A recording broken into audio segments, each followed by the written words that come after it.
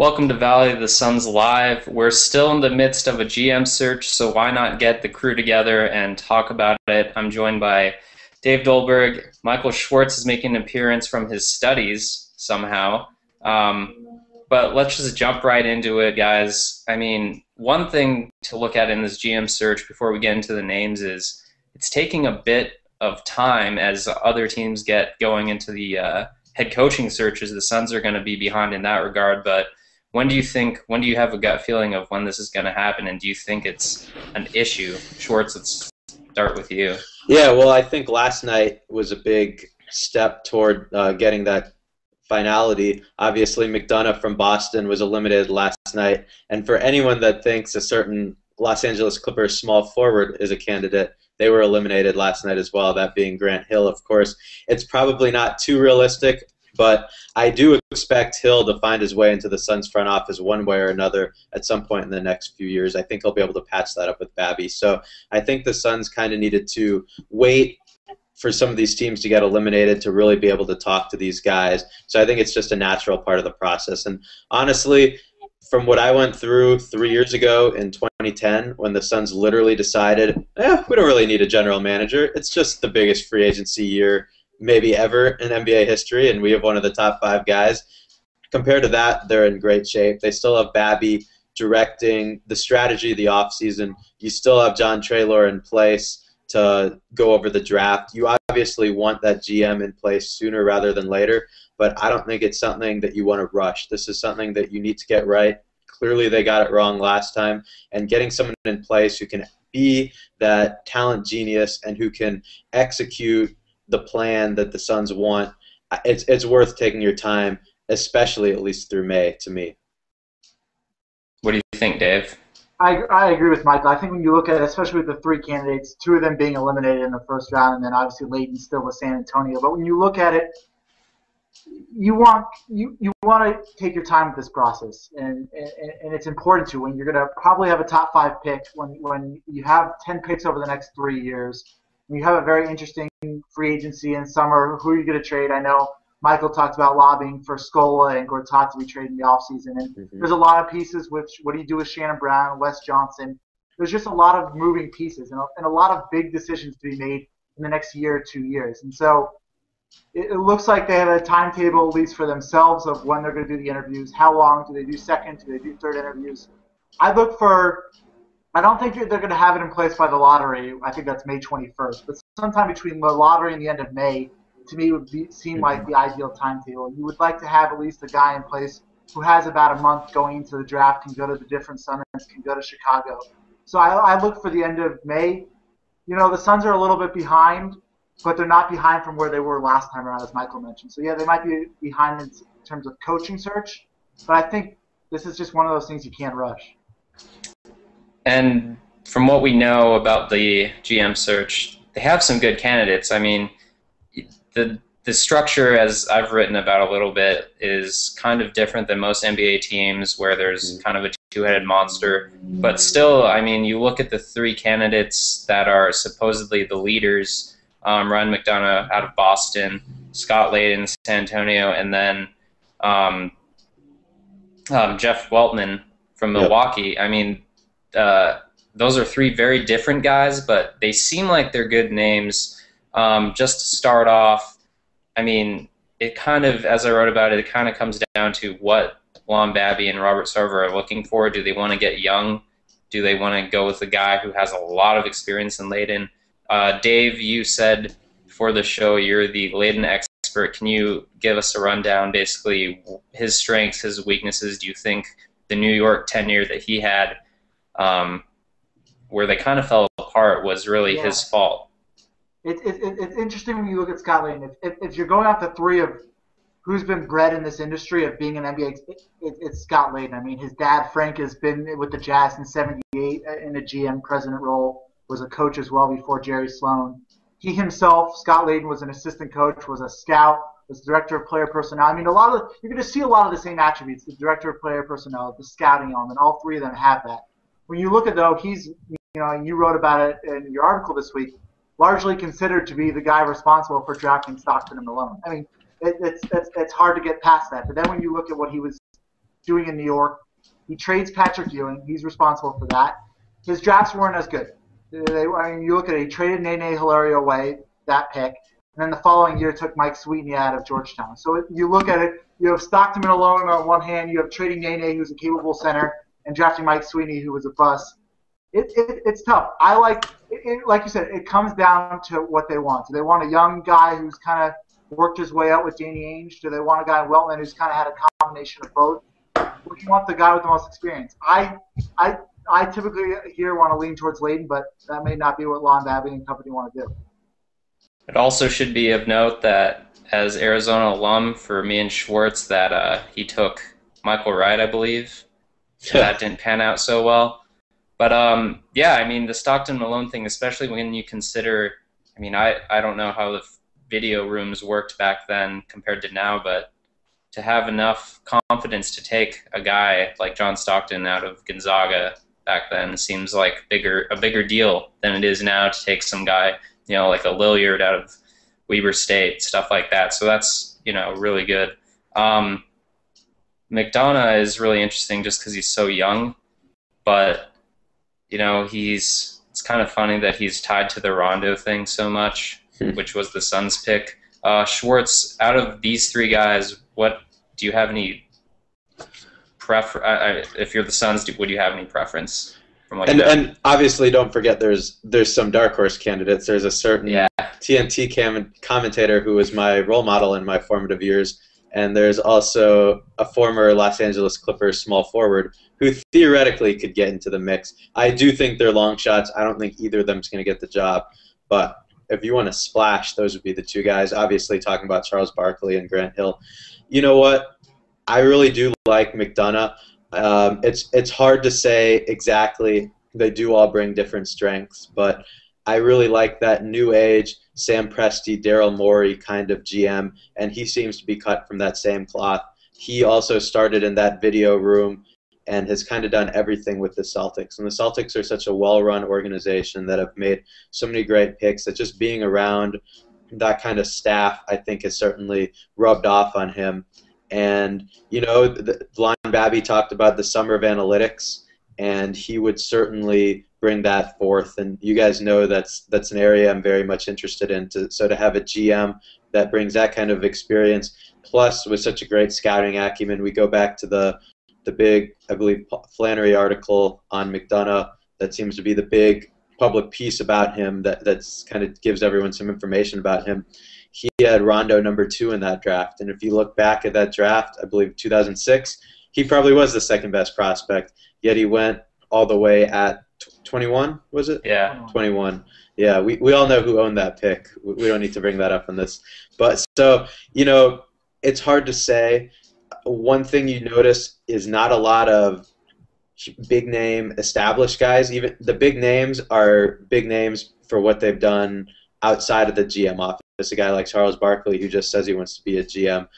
That was the problem the first time. Real established GMs did not want this position because Lon Babby is the guy with the final authority, and then you've got a meddler like Robert Sarver. So you're not getting an A-plus GM, but what you're hoping is getting somebody whose strengths mesh with Lon Babby. And with Lance Blanks, the problem was he just didn't have those strengths at the level that you needed to. I think relationships are obviously a huge thing, and I don't know Blanks and Babby's really very, very well at all, but it seemed like out of all these reports, whether they're truth or not, they're all about guys not disagreeing in the front office. And also, Paul Cora keeps writing that David Morway is also in the mix. I don't know very much about him other than he and Larry Bird didn't get along when he left Indiana. And the interesting part, one sentence in, I think it was Ken Berger's article that said he's a good friend of Babby, I assume through Babby being an agent for so long. So you can't discount him either in all of this, and he obviously has a little more experience. Jeff Weltman is the front runner, though. He's interesting because he's never really held a lead position. He is a veteran. He's been around for a very long time, all through the 90s, I believe, with the Clippers and all of that. Do you guys see why the Suns might have him as a favorite right now, Dave? I don't know. I like Michael when Michael was talking about McDonough being from a class organization. I wouldn't ever consider the Clippers when he was working with Elgin Baylor and Donald Sterling that to be a class organization. Nothing against the Bucks. I wouldn't say they're a badly run organization. You just don't think of them as the elite organizations like the Ryan McDonough with the Celtics. So I have a big problem with Weltman. I have a hard, and I understand he turned down the job. 3 guys turned down the job last time around with Lance Blanks before Lance Blanks became the guy. But I have a hard time with a guy who turned down the job while I understand it, and now 3 years later he becomes the front runner again. I don't know. Something about that rubs me the wrong way. See, what I've heard about that is that he turned down the job because he wasn't sure of what that structure would be like and how much Sarver would be meddling into it. And I think he saw how it worked out and thought it wouldn't be quite as bad as he thought the first time. Yeah, he also might want that new challenge. From what I've heard, there was some degree of regret on his part for not taking it the first time, based on how he saw the kind of freedom that Lance Blanks was able to get. But yeah, it is interesting.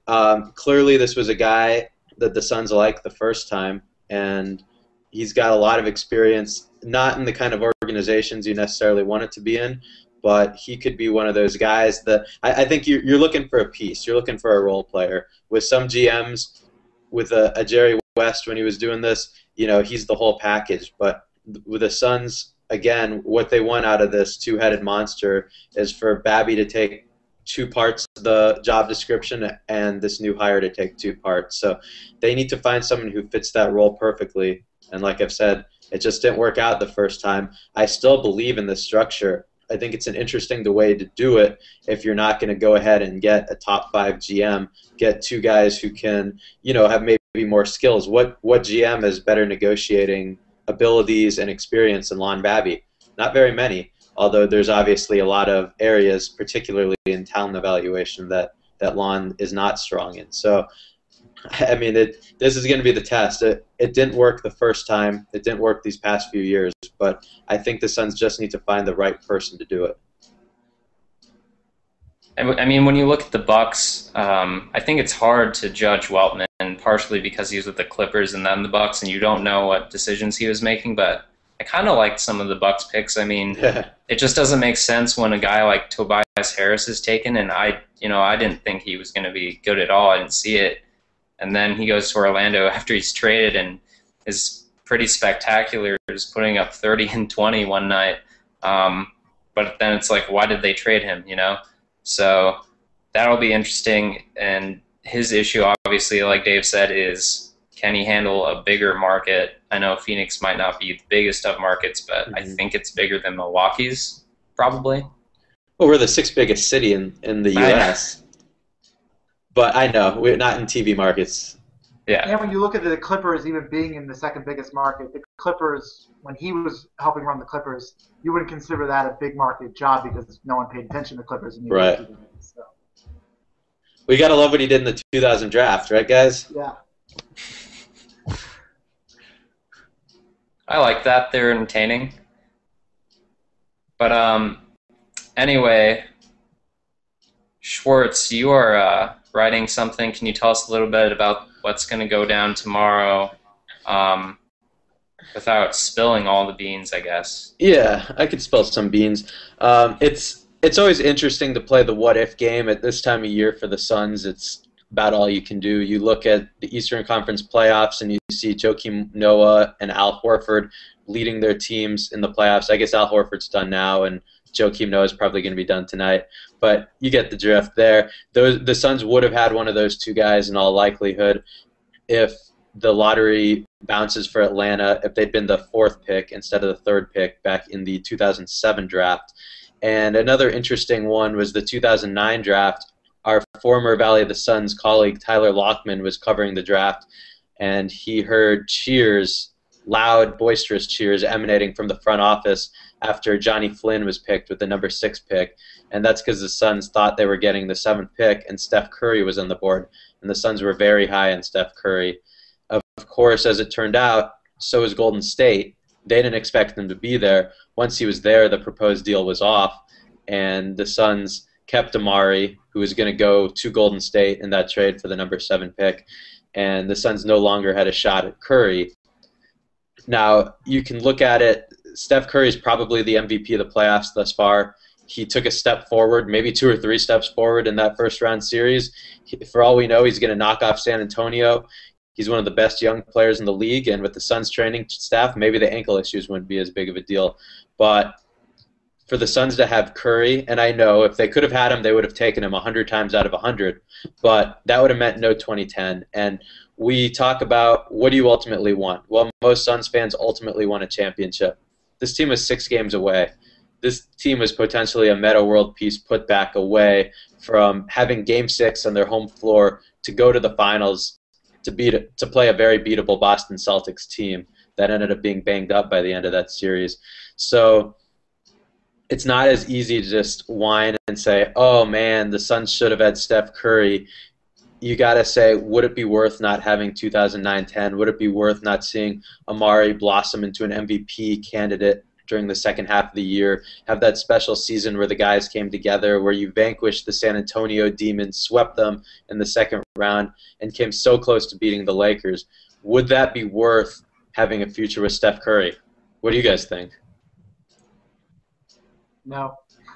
No? Okay, I mean, that's fair. That's fair. I would have rather had 2009, 2010. And I was you would have? At that game. I was at that Game 5 in LA. So really? That was terrible memories. So, but at least I had the memory. No, because the thing about Steph Curry, and you talked about it, maybe I worry about his long-term durability. How many years can he produce like he's producing in the play? I mean, you look at him right now. I'm curious to see. I really am to see if he even survives the San Antonio series. That's going to even be potentially even more physical series.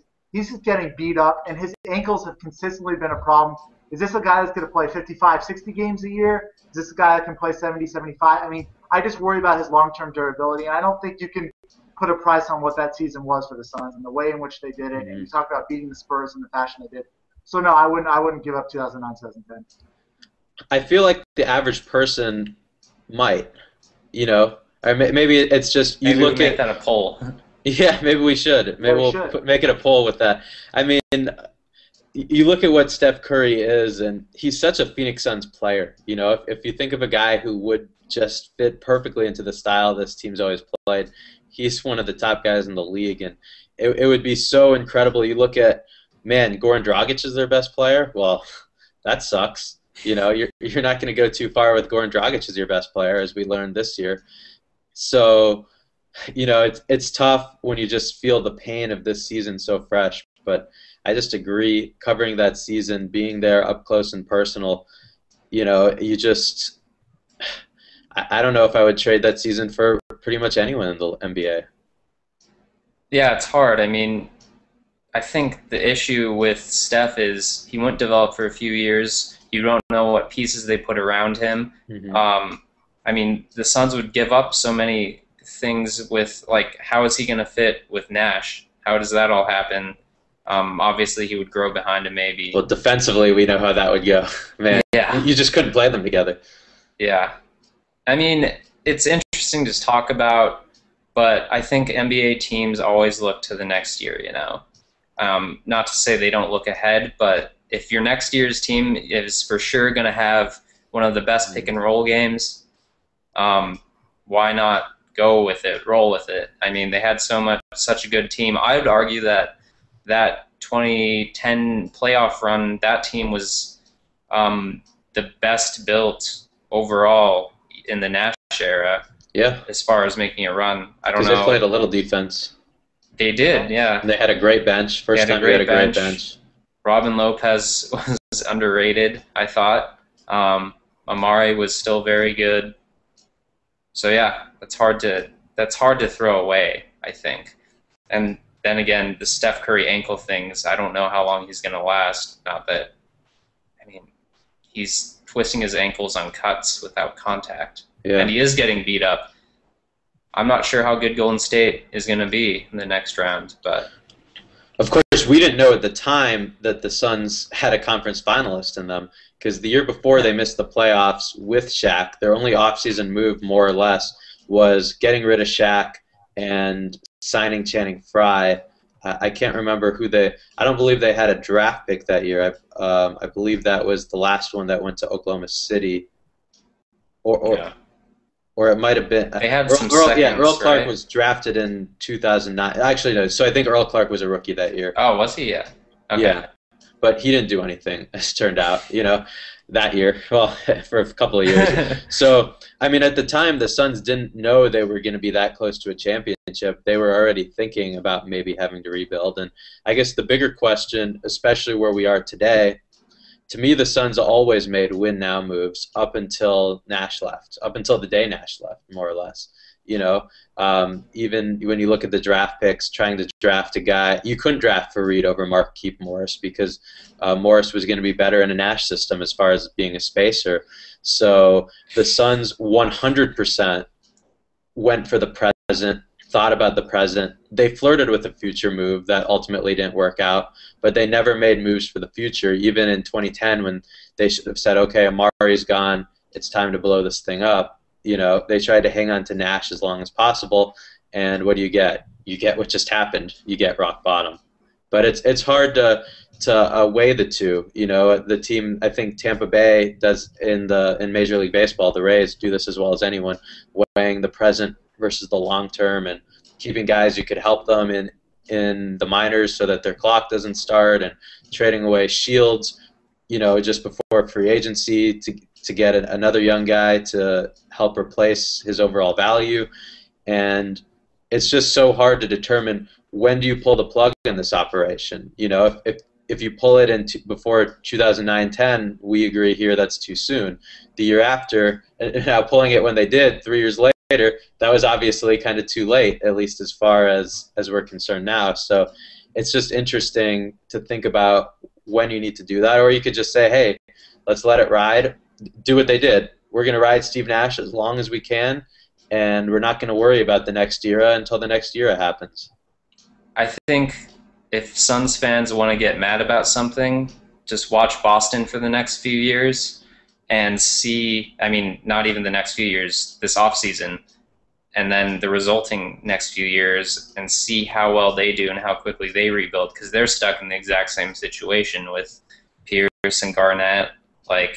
They don't know. It looked like they were ready to dump Pierce perhaps before the trade deadline, and then even despite the injuries, they're just like, all right, we're going to roll with it. And you saw what happened. They're clearly they're like the last few Nash years. They're over the hill, and they're not going to get out of the first round.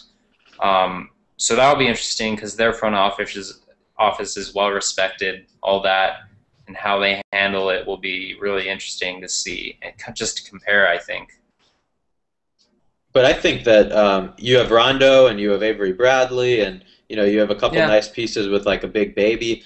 I think Boston won't be at the square one stage that the Suns pretty much were last year. But you're right, it will be interesting because the big three is most likely over. I don't know what they're going to do with those guys. None of them are free agents. No, they're all. I think Pierce has another year and Garnett has another 2 years. Right, Garnett has 2 years. That's right. So, they might let it ride for one more year. But in fact, I wouldn't be surprised at all if they did that. But that will definitely be an interesting comparison. Even with